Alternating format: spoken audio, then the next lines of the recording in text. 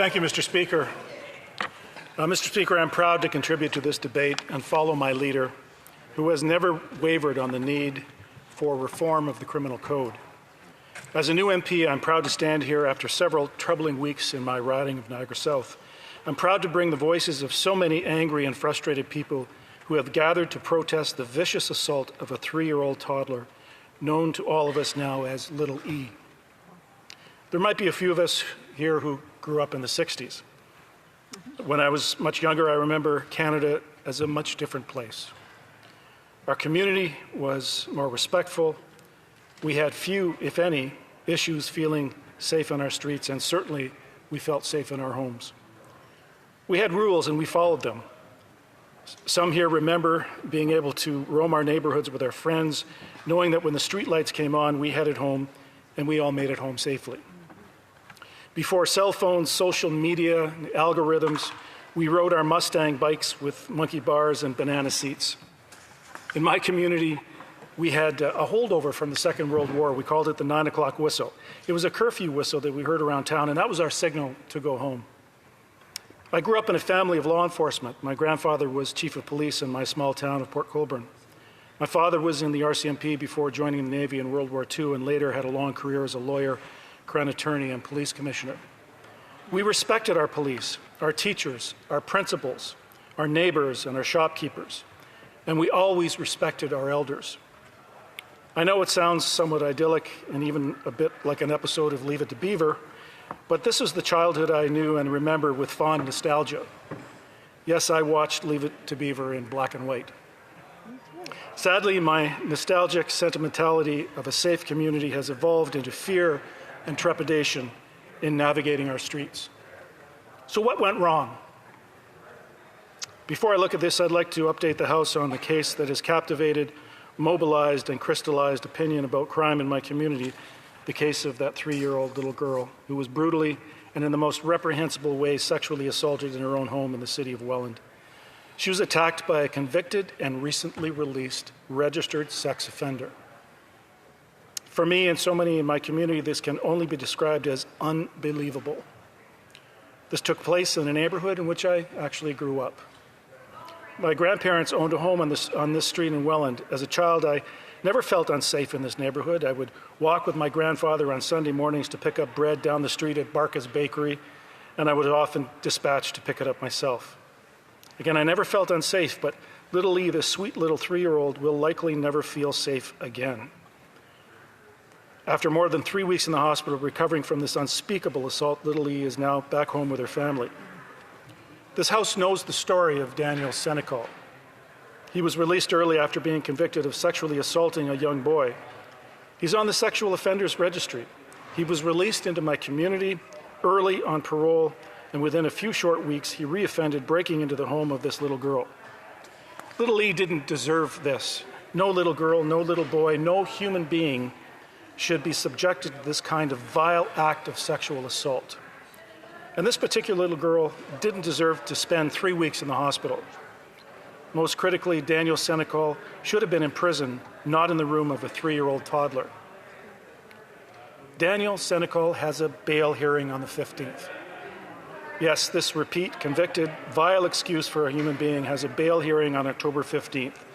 Now, clearly, this is his charter right and right of due process. That is not in dispute. The problem is that he is appearing for bail in the first place when he should have been in jail serving his original sentence. If that were the case, little E would have been just another happy little girl growing up without fear of being attacked by a convicted sex offender within the confines of her own home. I started a petition in my riding hoping to bring the voice of my community to this chamber. Little did I know how far and wide the response would be. I will present this petition after the Easter break so the government hears the voices of tens of thousands of people in Niagara.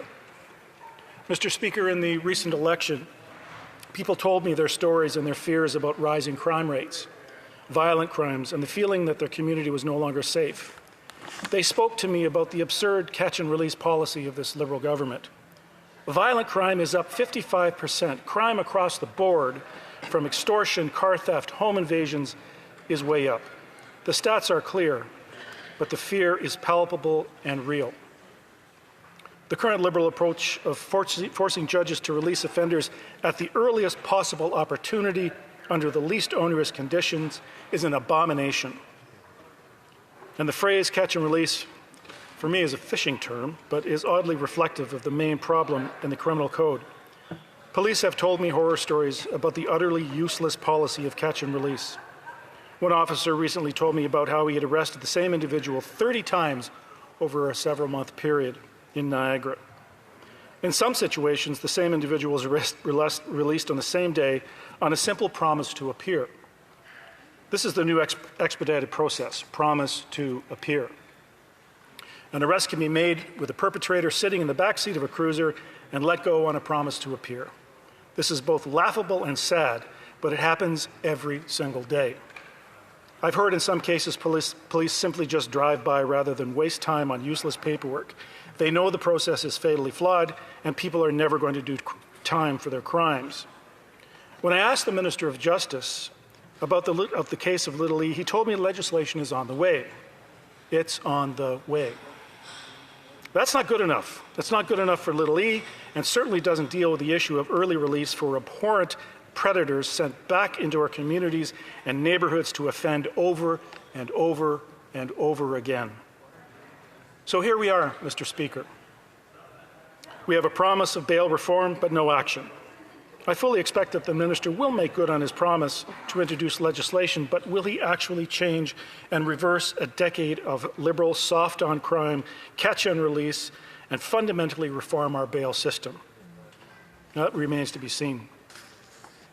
For me, people like Daniel Senecal should never see the light of day again.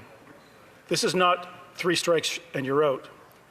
Sexually assaulting a toddler should carry a sentence commensurate with the crime, which, in my opinion, means life. Hear, hear. When someone steals the innocence of a toddler, they forfeit their right to ever walk the streets of any neighborhood again, let alone ever have contact with children.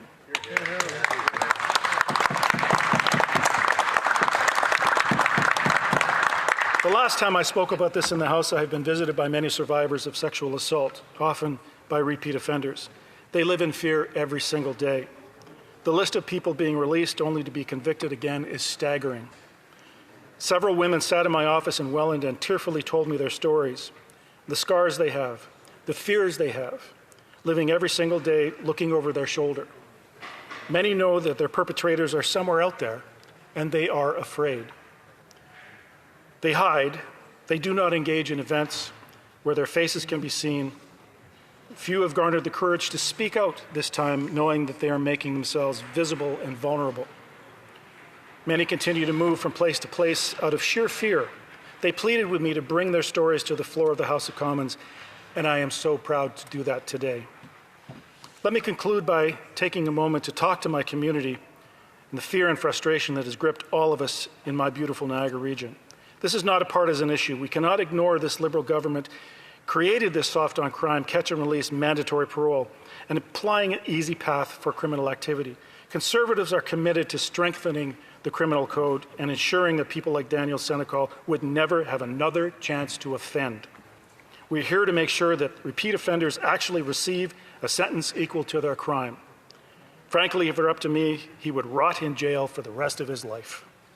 I want to thank the people of Niagara South who signed the petition, which I will present to the House shortly.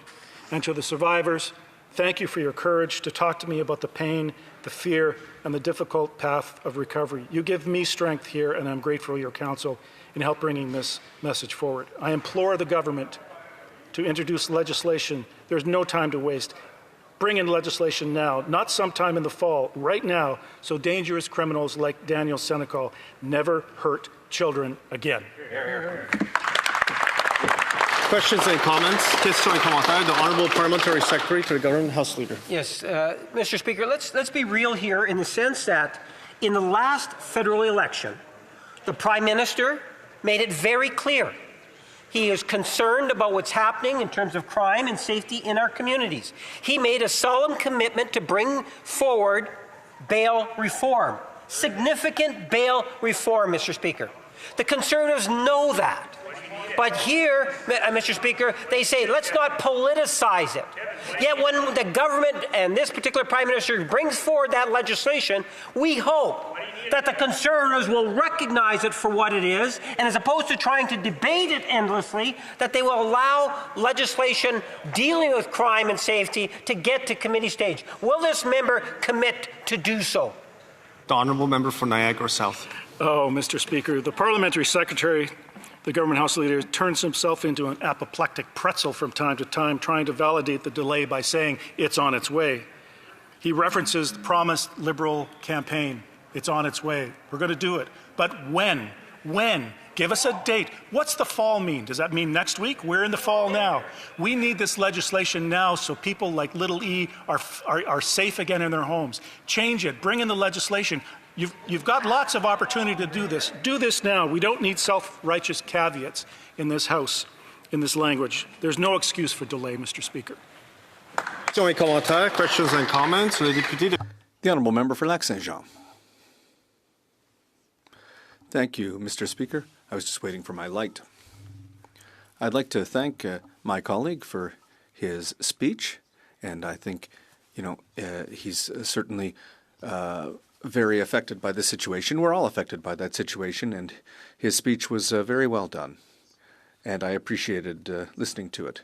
Now, in terms of the motion that is before us, I think that in Parliament it's important, for parliamentarians to do their work. And the question I'm asking is that, on such a sensitive, important issue, such a fundamental issue, should we not ensure that things don't move too quickly and instead look in detail at the proposal and come up with something that works well and not rush headlong into this and have something that would need to be changed afterwards? Or Niagara South. I very much appreciate the question from my Bloc colleague. Rushing into legislation is obviously never a good thing, but the epidemic of violent crime against people in this, it's not new. We've known this for many years. The government has had ample opportunity over the last 5 months to introduce legislation. My colleagues on this side of the House have been talking about it daily. We're not rushing into this. We know the problem, and we know how to fix it. We need perpetrators like Daniel Senecal to stay in jail, not get out early, serve their sentence, serve a longer sentence, and never have the opportunity again to assault a little girl like he did in my community. Questions and comments? The honourable member for Regina Louvain. First of all, my heart goes out to little E and her family and friends. And I hope people are watching today, because you'll see the difference between Liberals and Conservatives. You saw the parliamentary secretary get up today and say they will do anything to defend the Liberal Party of Canada, anything, and we'll do anything to defend the rights of victims of crime in Canada. That's the difference between us and the Liberals, Mr. Speaker. So we had an example in my small town that a child pornographer got let out on bail that day, and he lives 2 blocks from our school in our small community.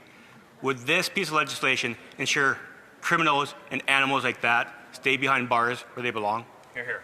The honourable member for Niagara South. Mr. Speaker, I thank the honourable member for his comments and question. Look, we on this side of the House believe that the time is right for our bill to be passed in the House of Commons. We're doing this because the Liberals have had ample opportunity to put legislation forward and they've failed to do it. I don't know what they're waiting for. Do we need more people to be brutally beaten, raped by repeat offenders? At what point do we say enough is enough? The opportunity is now. Let's not wait any longer, and I implore the government, bring this legislation forward now. I'm sure it's already written. I don't know what you're waiting for. I don't know what the government's waiting for. But I know little children like little E would need to have hope in this government. Please bring that legislation forward or pass ours.